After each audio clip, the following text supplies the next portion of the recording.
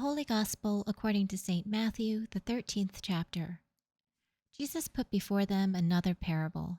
The kingdom of heaven may be compared to someone who sowed good seed in his field, but while everybody was asleep, an enemy came and sowed weeds among the wheat, and then went away. So when the plants came up and bore grain, then the weeds appeared as well. And the slaves of the householder came and said to him, Master, did you not sow good seed in your field? Where then did these weeds come from? He answered, An enemy has done this. The slaves said to him, Then do you want us to go and gather them? But he replied, No, for in gathering the weeds, you would uproot the wheat along with them. Let both of them grow together until the harvest, and at harvest time I will tell the reapers, Collect the weeds first, and bind them in bundles to be burned, but gather the wheat into my barn. Then he left the crowds and went into the house. And his disciples approached him, saying, Explain to us the parable of the weeds of the field. He answered, The one who sows the good seed is the Son of Man. The field is the world, and the good seed are the children of the kingdom, and the weeds are the children of the evil one.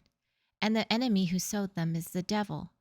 The harvest is the end of the age, and the reapers are angels. Just as the weeds are collected and burned up with fire, so will it be at the end of that age.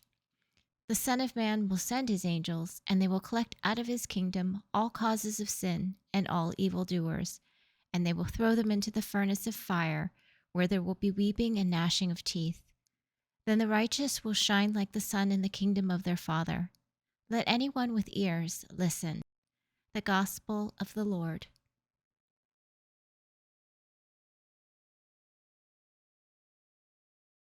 Once again, we have a parable in today's gospel lesson.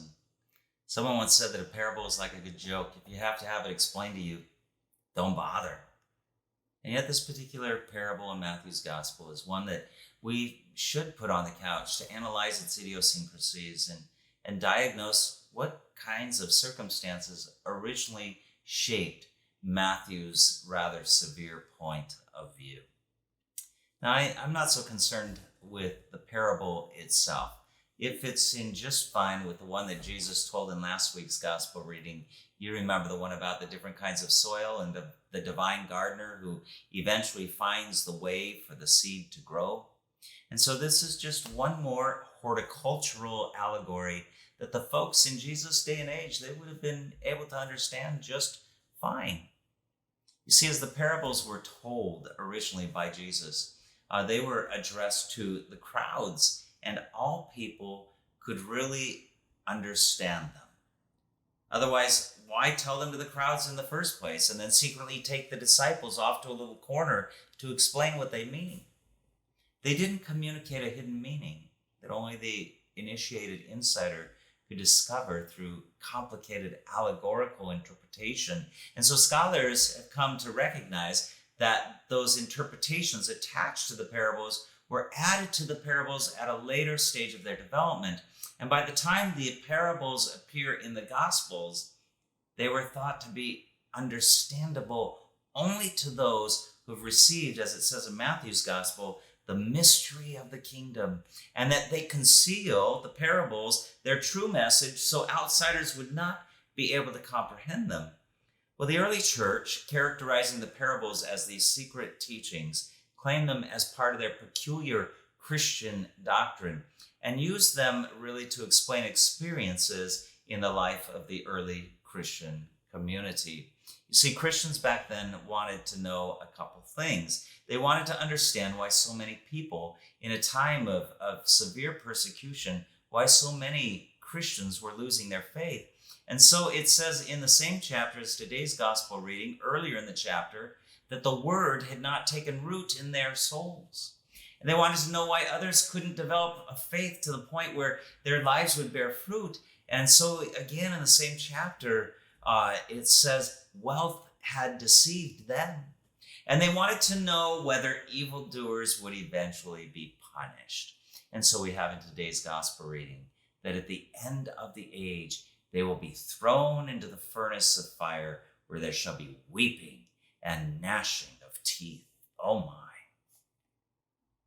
However, the original parables, as told by Jesus, are still preserved. and their message can still be heard. And they speak of wisdom and patience and trust in God's power. And so let's ask Matthew, the gospel writer, a few questions. Matthew, you seem so eager to see weed-like impostors get their comeuppance. Did someone in your past burn or betray you? Are you harboring some unresolved anger that seeks the ultimate revenge of fire and teeth gnashing? Matthew, are you tired of having to explain to everyone else that you aren't like those other Christians over there? I mean, why do you sound so angry and so unyielding? Matthew, what makes you yearn for such a violent judgment? Who is it you're trying to scare? And who do you expect will find comfort from your fiery rhetoric?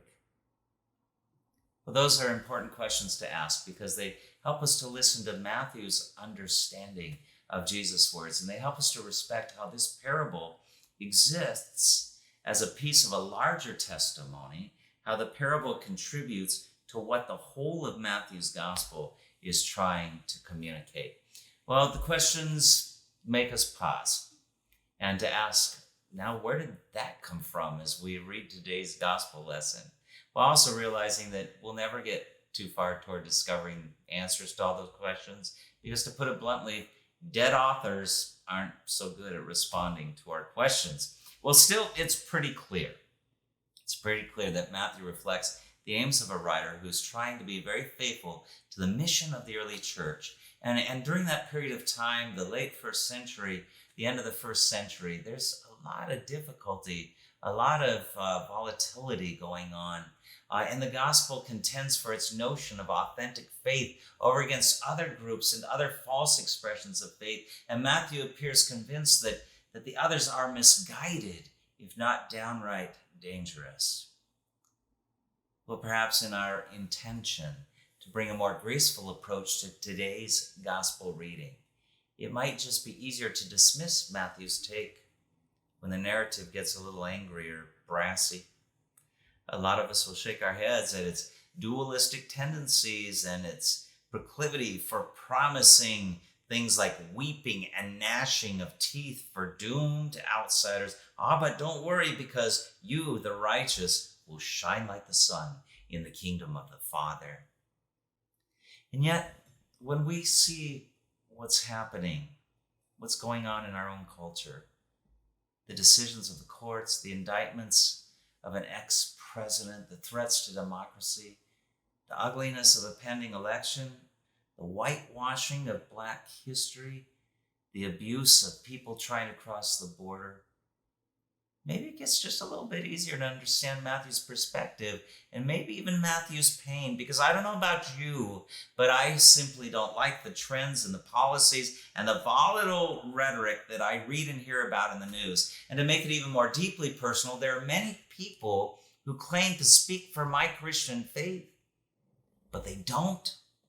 And they simply make me mad. And people say to me, that's why I'm not a Christian. And I tell them that's not my understanding of God. That's not my brand of Christianity. I try to tell them of a loving God who welcomes all, including women, persons of color, gay and trans, a God who enjoys a good drag show now and then. And they just roll their eyes. You see, there are serious theological and practical implications in the social and political crises of our time. And perhaps, like me, you've never experienced greater eagerness to see some self-identified Christians get uprooted. Perhaps we've never been more compelled to see Christian theologies exposed as hateful and destructive. I don't think we're willing to go as far as to implore God to send them all to hell, which ironically is what many of them have already done to those of us in this faith community. But we are determined, for many good reasons, to differentiate ourselves and our faith from other professed Christians and to stem the growth of the weed population. I mean, don't you really just want to do what the servants in the gospel reading wanted to do, to go out and pull some weeds? You know, when we feel like this, we should ask ourselves the same questions that we asked Matthew. For our recent experiences, help us appreciate Matthew's zeal. But that also presents some concerns. I mean, even though the parable of the weeds and the wheat urges readers to leave judgment up to God, still that message can too easily be overlooked by believers who get fed up with other ones and grow tired of patiently waiting to see whether good will win over evil. Now, Matthew's stringent us, not them attitude has been too easily exploited throughout history to magnify and excuse all sorts of hostilities by Christians toward other groups. We don't simply want to add to that ugly history.